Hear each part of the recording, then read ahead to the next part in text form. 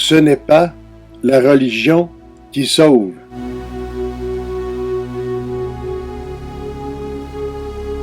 Dis-moi ton prénom et je te dirai de quelle religion tu es. Rachid est musulman. Marie est chrétienne. Anne-Marie est athée.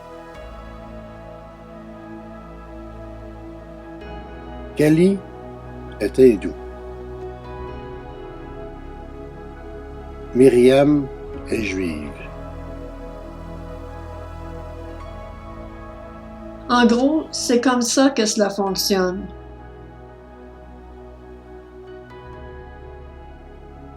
La religion est une donnée culturelle et chacune a son système pour paraître juste devant Dieu. Les pratiquants ne sont pas meilleurs que les autres. Certains sont bien pires. Dieu n'est pas intéressé par ta pratique religieuse, mais bien plus par le fond de ton cœur. Les deux principaux commandements donnés par Dieu à Moïse sont: tu aimeras le Seigneur ton Dieu de tout ton cœur, de toute ton âme, de toute ta force et de toute ta pensée, et ton prochain comme toi-même. L'un ne va pas sans l'autre.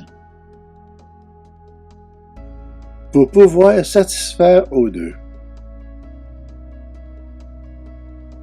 Jésus explique à Nicodème, le théologien juif, qu'il a besoin, lui comme tout le monde, de se repentir et du miracle de la nouvelle naissance.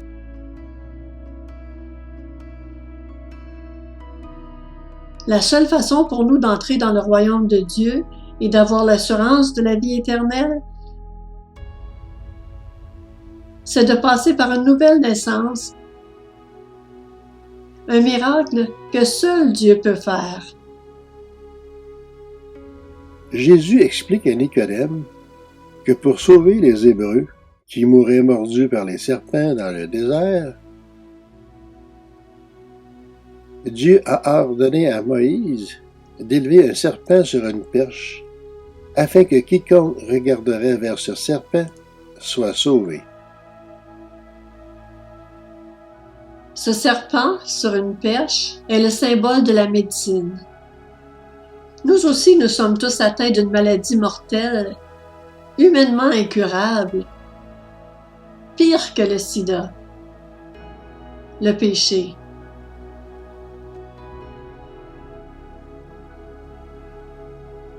Si Dieu n'intervient pas, nous sommes tous perdus. Nous irons en enfer.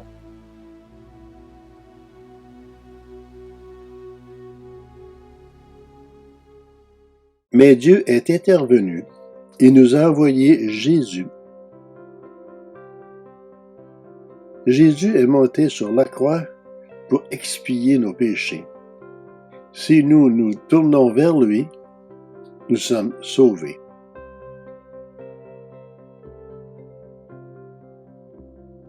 Et comme Moïse éleva le serpent dans le désert, il faut de même que le Fils de l'homme soit élevé, afin que quiconque croit en lui ait la vie éternelle.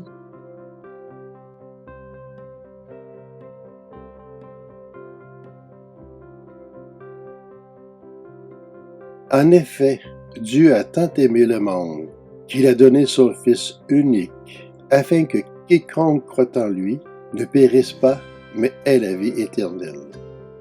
L'Évangile de Jean, chapitre 3, verset 16. Tu ne peux pas te sauver toi-même, mais tu seras sauvé par Dieu en te tournant vers Jésus. Il est monté sur la croix pour subir à ta place le châtiment que tu méritais.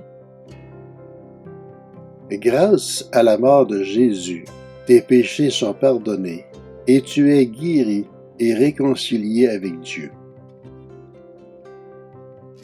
Grâce à la résurrection de Jésus, tu peux renaître à une vie nouvelle et recevoir l'Esprit de Dieu.